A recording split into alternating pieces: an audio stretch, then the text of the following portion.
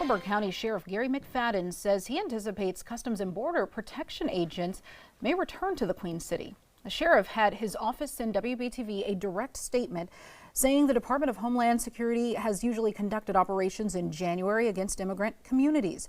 During CBP's Operation Charlotte's Web in November, Homeland Security confirms there were more than 425 arrests made. McFadden says CBP should focus its efforts on, quote, individuals who are truly making our communities unsafe.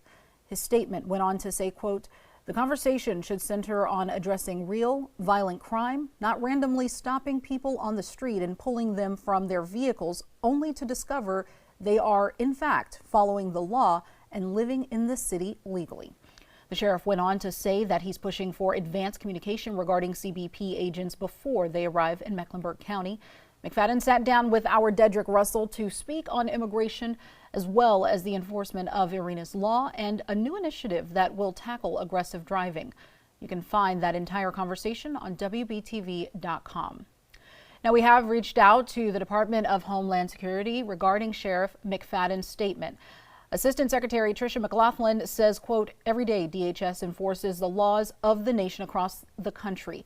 We do not discuss future or potential operations.